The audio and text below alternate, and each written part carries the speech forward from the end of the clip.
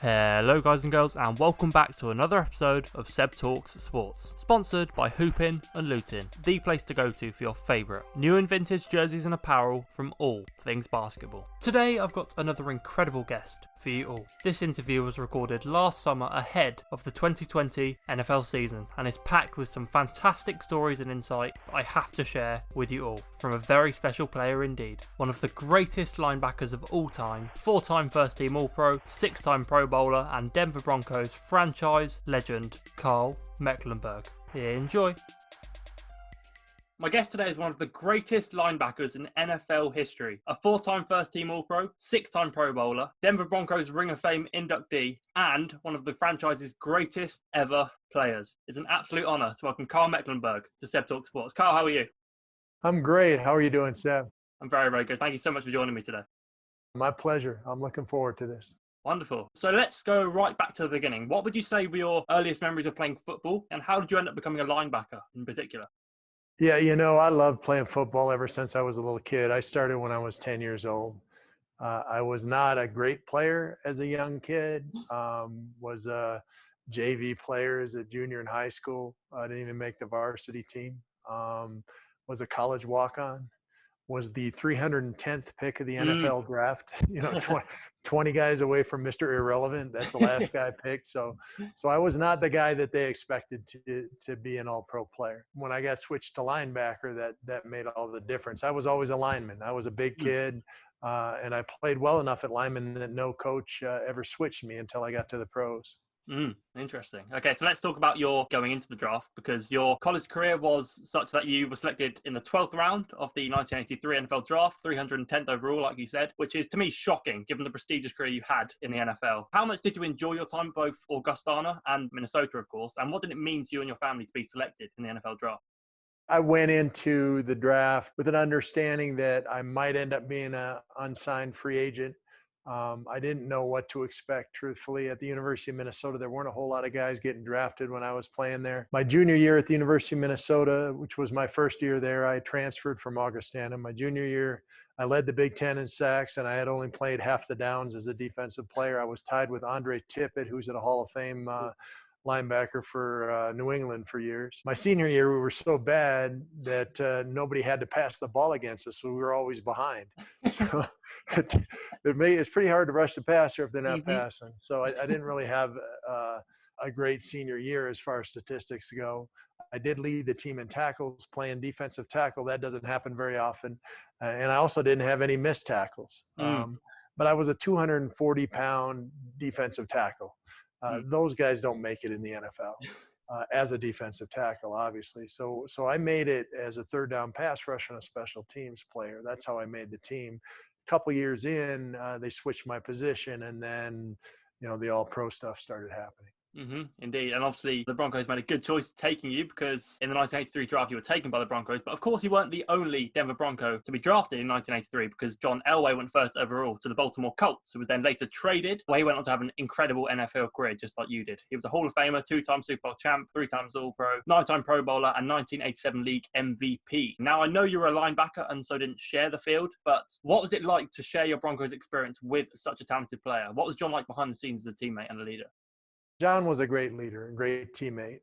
He, unlike a lot of very famous people, he didn't try to separate himself. He was always involved in everything. He knew as a leader he had to be connected across the team. I remember watching him in our lunchroom, and everybody sat at the same table every day in the lunchroom, kind of like a middle school lunchroom or whatever, just the same guys, except John. John would sit at a different table every day.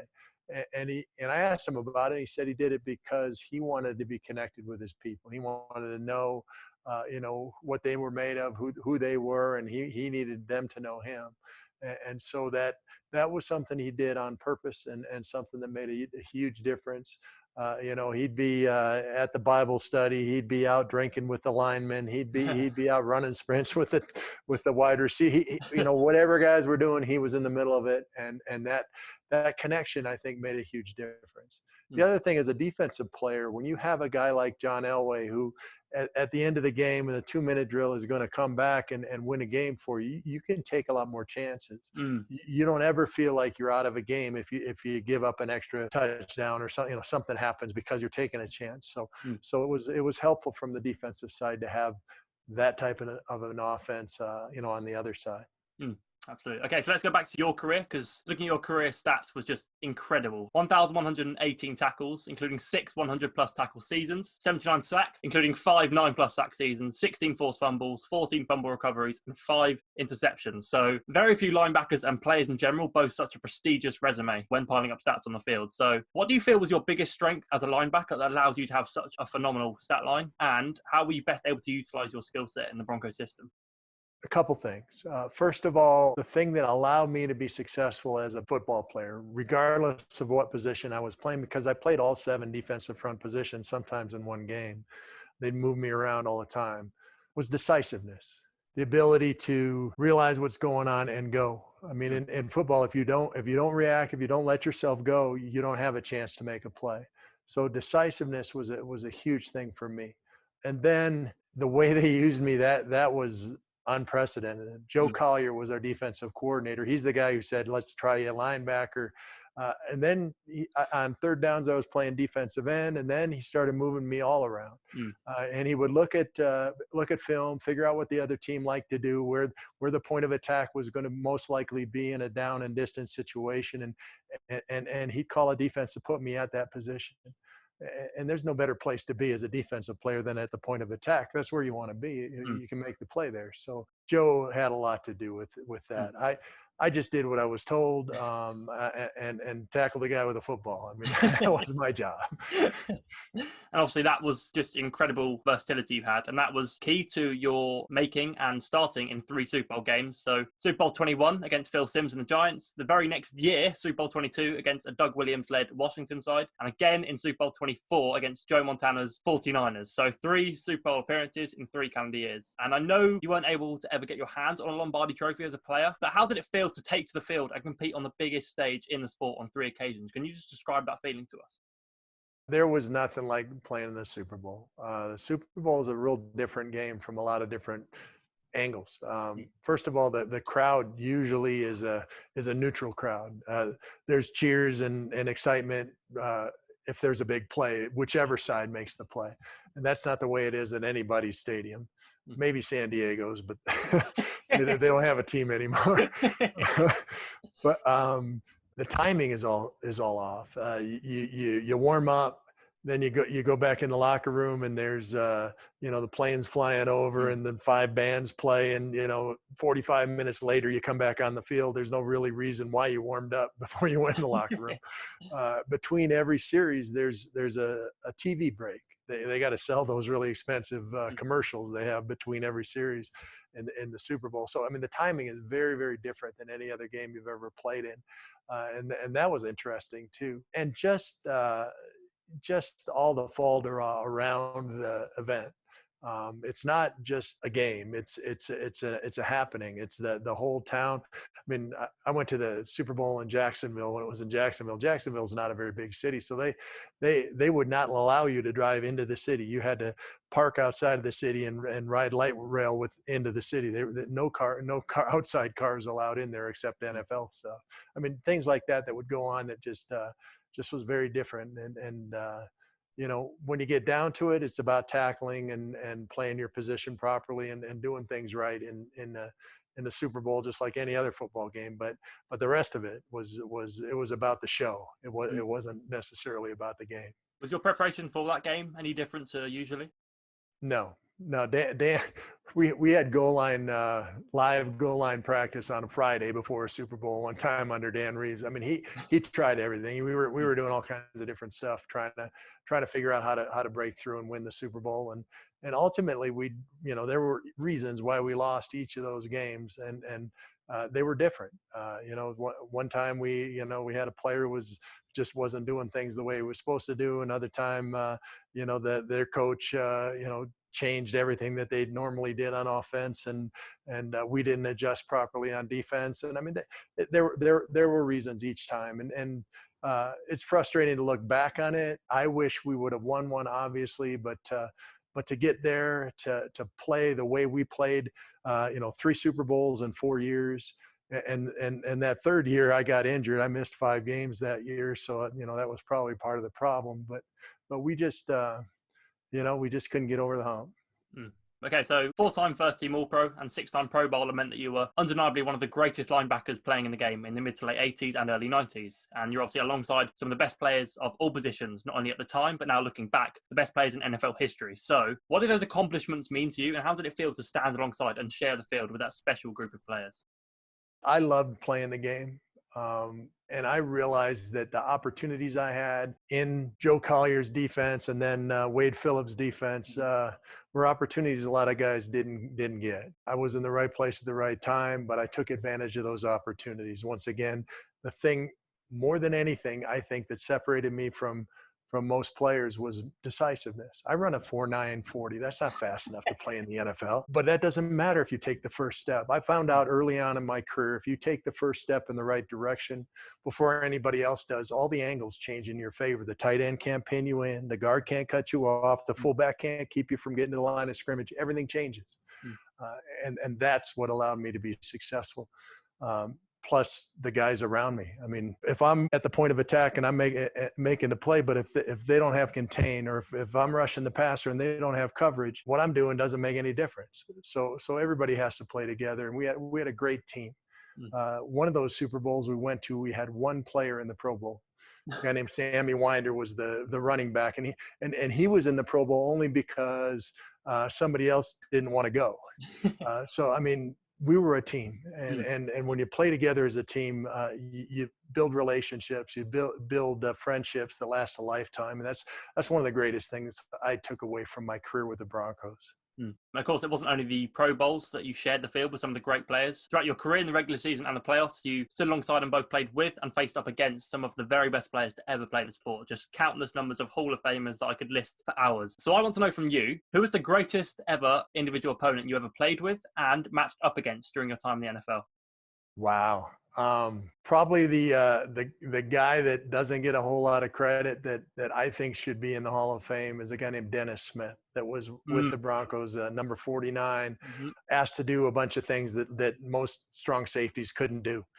In the same way I was asked to move around and do things. Dennis was an unbelievable athlete, blocking field goals, just stone cold knockout artist from strong safety, would knock out tight ends and wide receivers all the time. Really struck fear in the heart of a lot of players. I remember seeing an interview, Thurman Thomas was being interviewed about his career, and they asked him, who's the guy, what team don't you like to play against? And he said, the Denver Broncos. Dennis Smith is crazy. Dennis would just come up and light him up over and over and over again. And yeah, I mean, Dennis was an unbelievable player. And what about your greatest ever opponent, single opponent? A guy named John Hanna, a Hall of Fame offensive guard from New England, played at Alabama, just like running into a rock. I mean, or a tree or something. And they used to run this student body sweep where they'd pull both guards and get a fullback out front and run the back behind there. And as a linebacker, usually you can kind of hide behind the defensive end, and the guard doesn't find you, but Hannah would find you, and then bad things would happen to you when he found you. I remember, and it was early in my career. Maybe I'd have done better against him when I got a little further along in my career, but man, he was something. Okay, so let's talk about coaches quickly, because I know that you're a quite rare breed of player, committed yourself to a single team throughout your entire career, and as such, you played under far few coaches than a lot of other players would play against, which is great because it gives you continuity and that kind of thing. Two of your most notable coaches include two-time Super Bowl champion Dan Reeves, the head coach, and of course, the great Wade Phillips, who recently tweeted you and said you are the best inside linebacker / pass rusher combo he has ever coached, which is incredibly high praise from such a guy who continues to coach some of the best talent in the NFL. So, how integral were both Dan Reeves and Wade Phillips, and of course Joe Collier, your defensive coordinator, to your game, and what was the most important single piece of advice they ever gave you? Wow. Well, Dan Reeves, whatever Dan learned from Tom Landry, that's what we did. I mean, Dan was old school, my way or the highway kind of guy, but he wanted to win more than anything. Mm, Um, I think probably his number one thing that he ever told me was, "You're either getting better or you're getting worse. You can't stay the same." mm, And change is inevitable. And this has been a year of unbelievable change, obviously, for everyone. But you're either getting better or you're getting worse through change. And basically, what he was saying was there's opportunity in change. Don't be stuck where you're at. mm, Wade Phillips, Wade was like your favorite uncle or your mm. grandpa or something. I mean, Wade was a great guy to play for. What Wade did is Wade would come in and he'd figure out what you did well, and he'd put you in a situation that allowed you to do that. Wade would put in a simple defense. It was very different from Joe Collier. We had 120 different defenses, each with game day adjustments off of them under Joe. He was so meticulous in figuring out what the other team was going to do and set you up to be successful that way from the sidelines, from the calls he was making. He'd overload everything, whatever their tendencies were, we'd overload it. With Wade, it was okay. We're going to put you in a solid defense, and we're going to trust your athletic ability to make the play. Mm. And that's what we did under Wade. It was very simplified, but it was also very solid. There were no weak spots in that defense. Where when you overload something, obviously you're giving something else up. So Joe had to be right in his anticipation of what the other team was going to go. With Wade, it wasn't that way. It was you had to make the play. If you're there, make the play. Mm-hmm. So like I said at the top, you are one of the very best players to ever put on a Broncos jersey, and you're inducted into the franchise's Ring of Fame in 2001 alongside Dennis Smith, who we just mentioned. So I want to know, what do the Denver Broncos mean to you, and is there anything you would like to say to all the Denver Broncos fans watching this? Wow, the Denver Broncos gave me my opportunity. The Denver Broncos, Dan Reeves, that group, saw something in this 12th round draft choice, 240-pound nose guard that allowed me to make the team and have the career that I had, and to do it in front of the fans that Denver. I mean, Denver's fans are unbelievable. Mm-hmm. We had the best home field advantage of any team in the country. The altitude helps, but man, they were so loud and they were so excited for us, and they never gave up. You can't have all those comebacks we had if the fans had given up. They knew we had a chance, and they cheered us on. So it was great to play here in Denver, and my whole career in one place. Obviously, that's a great thing. I mean, as time goes by, I realize, I guess the reason I was in one place my whole career is because I was underpaid. But that's just the way, you didn't have a whole lot of options back when I was playing either. There wasn't any free agency, there wasn't any chance to move around. So here I was, and I'm glad I'm still here. And I've been 25 years retired. I'm still in Colorado. I love it here and love the people here. Fantastic. Carl, I want to end with some quick fire questions. You ready? Ready. Let's do it. Okay, dogs or cats? I'm a dog guy. Dogs? Okay, Twitter or Instagram? Twitter. Favorite ever music artist? Wow. I'll say Willie Nelson. How often do people mention to you just how dominant you were on Tecmo Bowl? There's a whole generation of people. There's this little slide, the Tecmo Bowl thing. Yeah, I was the defensive guy who wanted to play on Tecmo Bowl. Lots. Favorite sports movie? I don't really have one. I guess Field of Dreams. Funniest guy in the Broncos locker room? Shannon Sharp. Greatest teammate prank you were either involved in or saw during your time in Denver that you can say on this show? Yeah, so rookie year, John Elway was riding this little scooter around to practice and back, and the veterans dumped a whole garbage can full of water out the window of the dorm room off about the 6th floor when John was just backing out he was pushing it back with his feet, the little scooter, and just flattened him. It was awesome. Incredible. Okay, who is the greatest linebacker of all time? Greatest linebacker of all time, I think Dick Butkus. And what is the Drew Lock-led Broncos record going to be in the 2020 NFL season? I'll say 8-4, because they're not going to play all those games. That's a smart answer. I like that. Carl, thank you so much for your time. I've had an absolute blast talking to you. Where can people find you on social media and also get involved in your charity work that I know you do? Yeah, and I'm a professional speaker now. I do about 40 keynote speeches a year. Now I'm doing obviously a lot of virtual stuff. They can go to my website, just karlmecklenburg.com. You can misspell it lots of ways, and you can get connected to me there. Fantastic. Carl, once again, thank you so much. I hope you have a lovely day.